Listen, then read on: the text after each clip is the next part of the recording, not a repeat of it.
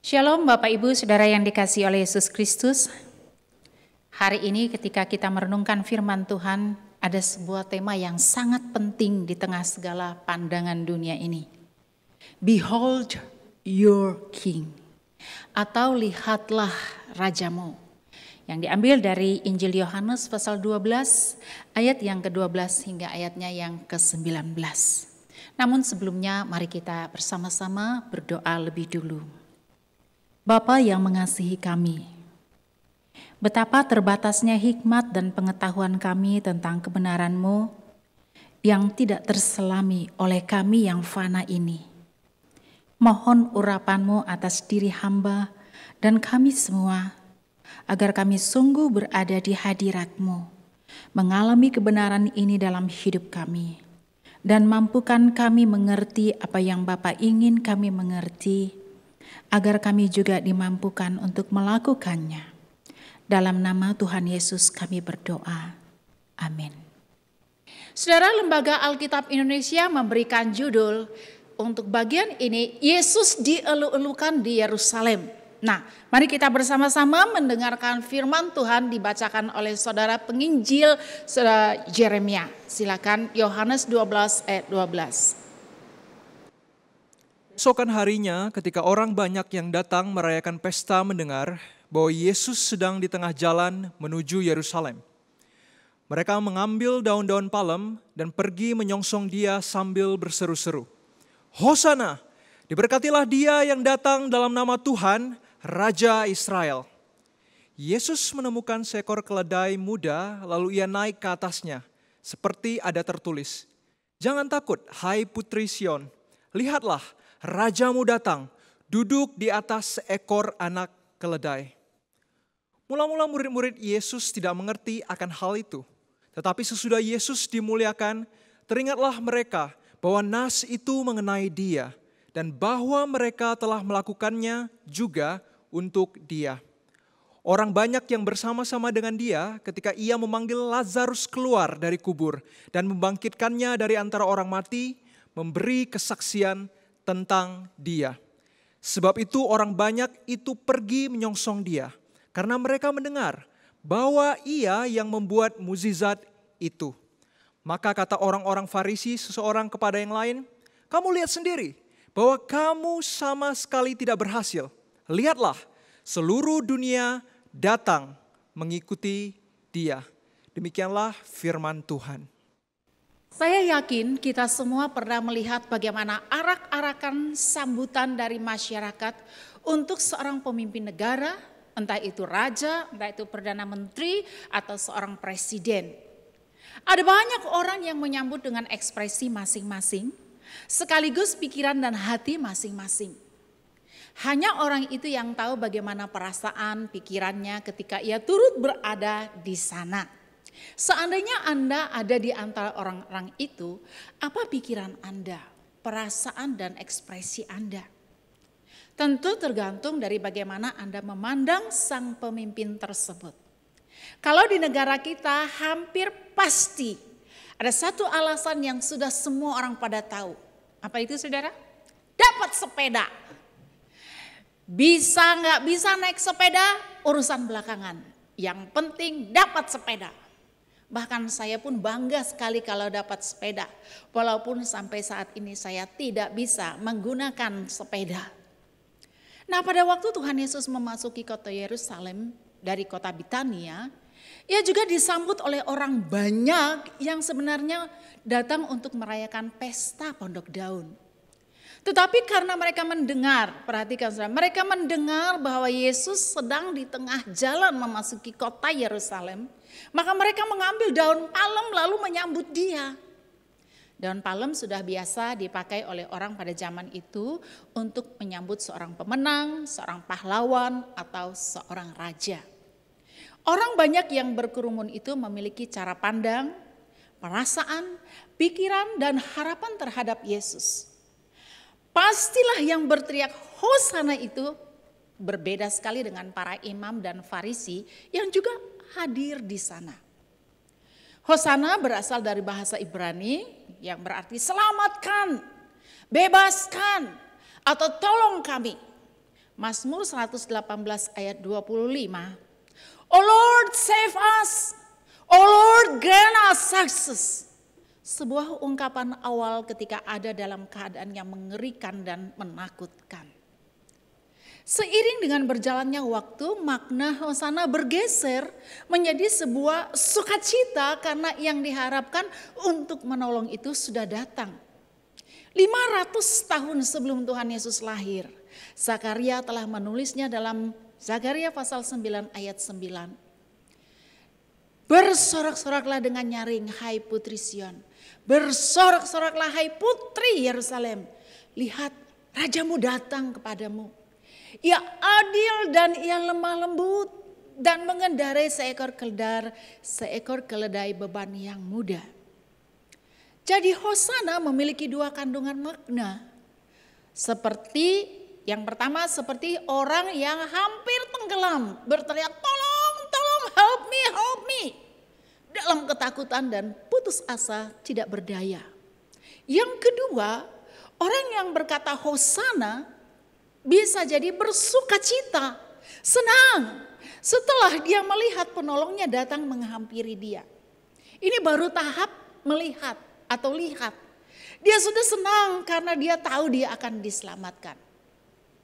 Tetapi saudara, kata pandanglah rajamu atau behold your king tidak digunakan dalam beberapa terjemahan Alkitab termasuk bahasa Indonesia.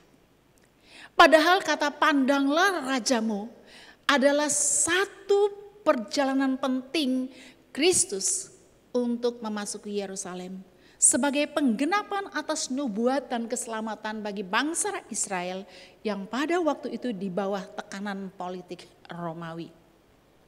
Behold your king berarti memandang dengan tidak mengalihkan mata kemana-mana. Tetap fokus, tidak bergerak.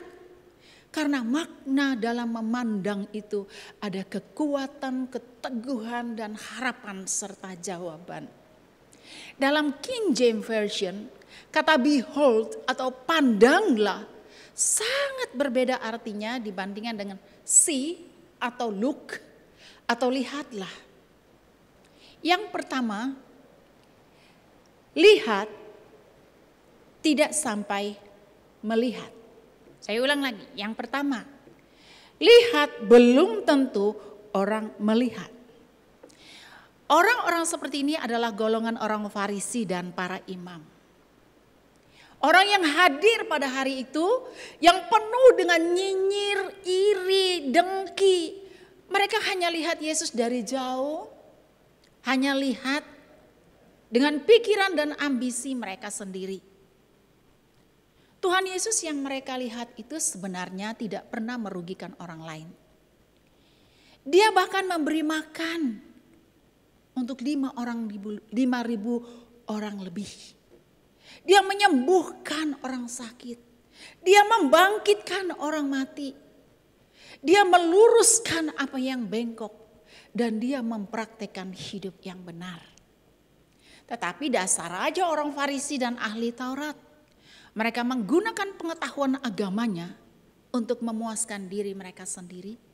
Sehingga mereka tidak pernah memandang Yesus sebagai raja. Saudara, banyak orang di dunia ini sudah mendengar tentang Yesus Kristus. Tetapi mereka hanya sampai lihat. Lalu segera mengalihkan pandangan mata mereka kepada apa yang mereka pikir benar dari diri mereka sendiri. Dan saya pastikan orang begini berakhir dalam kekecewaan. Hidup kita seperti orang yang berusaha berenang di tengah lautan, yang dengan susah payah berjuang agar bisa hidup. Sehebat apapun teknik seorang perenang, adalah sesuatu ketakutan yang paling mencekam ketika dia berada di lautan yang tak bertepi. Karena dia tidak tahu kemana dia akan mengarahkan dirinya. Dia akan mencari tumpuan pandangan untuk sebuah harapan agar ia diselamatkan. Apa saja yang membuat dia berharap untuk bisa mengatasi masalahnya di tengah lautan, dia mencarinya. Saudara, apa yang menjadi pegangan, kekuatan, dan harapan kita selama ini? Ternyata diluluh lantakkan oleh gelombang corona dan COVID-19. Mereka datang dengan 19 kokpit, satu pilot dalam komando. Serbu, serang, habiskan. Apa yang kita rasakan? Kita lihat saat ini. Sangat menyedihkan. Yang kedua, melihat tapi tidak memandang. Saya ulang lagi, melihat belum tentu memandang. Ada dua golongan orang yang bercampur dalam bagian ini, saudara. Orang golongan pertama, karena mereka melihat Tuhan Yesus membangkitkan Lazarus dengan mata kepala sendiri, lalu mereka menceritakannya kepada orang lain. Saya tidak anggap itu gosip, tapi bisa juga setara itu. Golongan kedua, lalu orang lain itu juga datang melihat karena mendengar apa yang dikatakan tentang kebangkitan Lazarus. Jadi ada dua orang, ada dua jenis manusia yang ada dalam golongan melihat. Kedua golongan ini sampai pada tahap hanya melihat Tuhan Yesus. Oleh karena itu jangan heran orang-orang yang sampai kepada tahap melihat ini ternyata juga kecewa. Sebab Tuhan Yesus tidak menjadi raja yang memerintah Israel mengalahkan Romawi. Merekalah yang ramai-ramai juga berteriak salibkan dia di penghujung weekend ketika Tuhan Yesus berdiri sebagai tertuduh oleh kebusukan para imam dan Farisi. Orang-orang ini pun berakhir dengan kekecewaan yang akhirnya penuh penyesalan, lalu memukul dirinya dalam keputusasaan.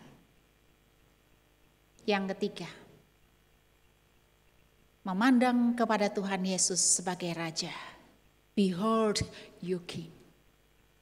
Walaupun mereka kelak baru mengerti di belakang hari, tapi mereka memandang kepada Raja Israel yang memberi pembebasan seutuhnya. Bersorak-sorai dan nyaring, hai putri Sion. Bersorak-sorailah, hai putri Yerusalem. Lihat rajamu datang kepadamu. Ia adil dan ia lemah lembut dan mengendarai seekor keledai beban yang mudah, kata Zakaria tadi. Dia datang dengan keledai mudah, lambang kedamaian. Bukan seekor kuda, lambang peperangan. Karena dia mendamaikan manusia dengan Allah. Maka teriakan Hosana penuh ketakutan, selamatkan kami, save us, O Lord. Berubah menjadi jangan takut, hai putri Sion. Lihatlah rajamu datang, duduk di atas seekor anak keledai. Saudara, seperti orang yang terombang-ambing di laut itu. Terus berusaha bergerak agar tidak tenggelam. Namun tiba-tiba ia melihat di kejauhan sana sebuah bayangan kecil sedang bergerak. Lalu semangatnya yang mulai pudar, kelelahannya dan kesendiriannya tiba-tiba melonjak, membangkitkan semangat, menggairahkan dia kembali. Karena dia memandang dan tahu betul itu adalah sebuah penyelamatan. Saudara, pandangan yang memberi harapan muncul seiring dengan kehadiran Sang Penyelamat. Sebuah penantian dan harapan yang tidak sia-sia, yang memberikan kepastian hidup dalam menghadapi saat-saat yang paling sulit sekalipun. Behold you King, pandanglah rajamu. Jangan takut, tenang, dia adalah Raja Damai. Membebaskan bukan saja fisik seperti yang diharapkan oleh orang Israel pada waktu itu. Tetapi dia membebaskan hidup kita seutuhnya. Terutama mendamaikan kita dengan Sang Khalik. Ini adalah prahara kalau kita tidak pernah berdamai dengan Tuhan. Dia datang untuk sungguh-sungguh membebaskan kita dari ketakutan, dari dosa yang menakutkan, keadaan yang tak terkendalikan. Sebab dia raja pemegang kendali kehidupan ini. COVID-19 ini tadi saya katakan telah meluluh lantakan seluruh sendi kehidupan. Mengguncang segala lini. Bahkan iman pun turut diguncangkan dengan segala cara. Ada yang kehilangan kekasih, kehilangan sahabat, orang tua, saudara, menggoreskan duka dan air mata. Jangan menganggap remeh keadaan ini. Kalau saudara belum pernah mengerti dan belum mengalami arti diserang COVID-19, saudara berdoalah agar Anda kuat. Doakanlah mereka yang kehilangan dan berduka. Behold your king akan memberi kekuatan, kemenangan, penghiburan, motivasi, terutama keselamatan sampai di balik kehidupan ini. Izinkan saya menyampaikan cerita. Ketika 11 Januari anak saya Francisca sakit. Lalu dengan inisiatifnya tanggal 16, berarti 5 hari sudah dia batuk dan mulai hangat. Dia beli alat tes. Lalu kami berdua lakukan tes di kamarnya. 25 menit kemudian kami sama-sama memandang dan terdiam. Lalu membaca kesimpulan, ini COVID-19, Corona. Waktu itu dunia seakan bergetar di bawah kaki saya. COVID mampir kepada kami. Tanggal 18, atas anugerah Tuhan, melalui seorang dokter yang penuh belas kasihan kepada kami. Maka Francisca dirawat di rumah sakit COVID Kelapa II Karawaci. Kami terpisah. Ada waktu dia diantar ke sana, saudara, dengan tubuh yang menggigil dingin, panas dingin. Dengan nafas yang tersengal-sengal karena batuknya. Dia harus berjalan sendiri tanpa bantuan siapapun karena dia pasien COVID. Suasana itu begitu mencekam. Setiap detik jam bagaikan bunyi menyeramkan. Iman saya diuji. Kepercayaan saya diuji. Terngiang. Frida, engkau biasa berbicara tentang kuasa Tuhan kan? Engkau biasa berbicara tentang kasih Tuhan. Biasa berbicara tentang berkat Tuhan. Nah hari ini engkau ada dalam badai yang setiap saat bisa menenggelamkan dirimu. Saudara, setiap saat saya berdoa, tidak ada kata lain yang saya katakan. Tuhan sembuhkan Francisca. Dalam kesendirian saya, karena saya pun harus dikarantina. Padahal hasil tes PCR saya 3 kali berturut-turut dalam 10 hari negatif. Dan hanya doa itu yang dapat saya katakan. Setiap hari juga saya membaca berita telah berpulang si Anu karena COVID. Terus dan terus berita itu telah berpulang. Saudara, saya ingin beritahukan, sampai hari ini saya masih trauma dengan kata pulang. Kenapa saudara? Karena kalau orang tanya kepada saya waktu itu, kapan Francisca pulang, saya lebih pilih diam. Karena saya takut dengar kata pulang. Saya mengganti kata pulang itu dengan kata balik. Saat seperti itulah saya ingat perkataan Tuhan Yesus. Mengapa kamu takut?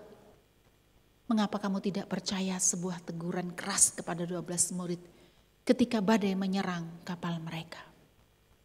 Sementara Tuhan Yesus nampak diam di buritan. Tuhan Yesus menegur ke-12 muridnya. Dan saya benar-benar memahami what is behold your king. Pandanglah rajamu. Pada dia ada kekuatan. Walaupun doa saya belum dijawab. Saya berkesimpulan masuk kurikulum ilahi. Karena kekuatan dan kepercayaan sia-sia tanpa iman yang memandang kepada sang raja. Ada rekan yang menghibur. Bu Frida, belajar pasrah kepada Tuhan. Buktikan kamu itu hamba Tuhan. Ingat, hidup mati orang bukan hanya karena corona. Dari dulu juga kematian itu sudah ada. Yang penting anakmu sudah percaya Tuhan Yesus. Sembuh atau tidak itu bukan urusan kita. Saudara, saya matikan handphone saya. Ini bagi saya bukan penghiburan, tapi sebuah penghakiman atas iman saya, atas pelayanan saya. Maka saya matikan handphone dan just behold the King. Hanya memandang kepada Tuhan Yesus. Tidak ada siapapun menjadi tumpuan hati. Memandang kepada Tuhan Yesus akan menguatkan hati untuk percaya seperti yang Dia kehendaki. Saya percaya. Saudara, 28 hari kemudian kami berkumpul kembali. Tuhan menyembuhkan Francisca.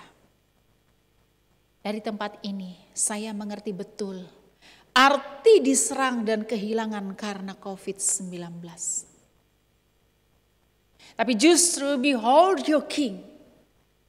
Saya beritahukan, orang yang tidak memiliki Tuhan Yesus dalam hidup ini tidak tahu akan memandang kemana dan kepada siapa. Pada saat tidak ada siapa-siapa. Tetapi orang yang sudah percaya kepada Tuhan Yesus, dia punya pandangan yang tidak tergoyahkan. Sekarang saya bisa ngomong begitu, tapi itu hari saya beritahu. Saya pun berjuang, mempercayai Dia. Maka itu saya ingin katakan, teruslah memandang kepada Dia dalam segala keadaan. Gak usah lihat siapapun. Behold your King. Berjuanglah terus memandang kepada Raja itu. Berjuanglah terus memandang di sana ada kelepasan, kedamaian, kekuatan, jaminan sampai di balik tabir kehidupan. Jangan hanya lihat, karena kamu akan segera mengalihkan matamu pada dunia ini karena banyak yang dilihat seperti para Farisi dan imam. Tapi juga jangan hanya melihat, karena ini tidak akan menemukan apa yang benar-benar membebaskan.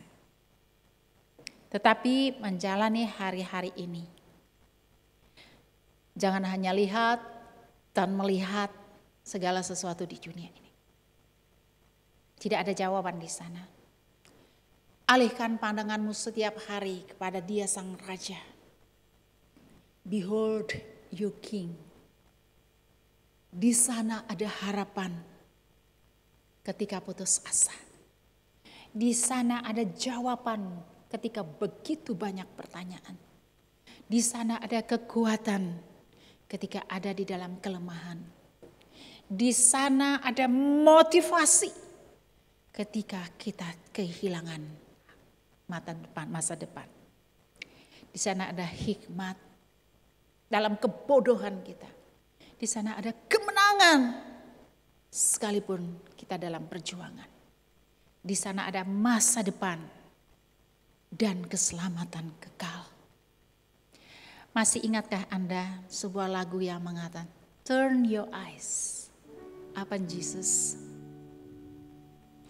Turn your eyes upon Jesus.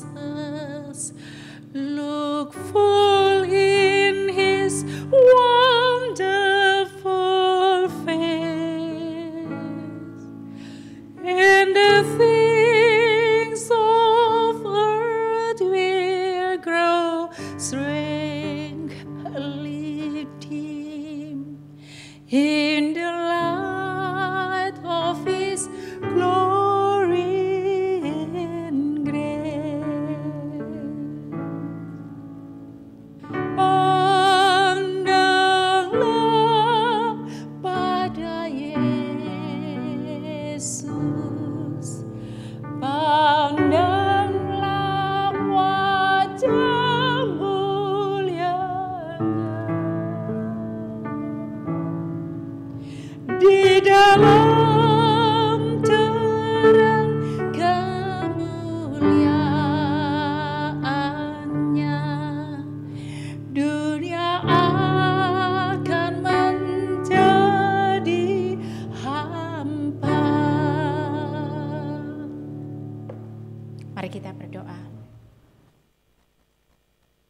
Tuhan Yesus, Raja di atas segala raja.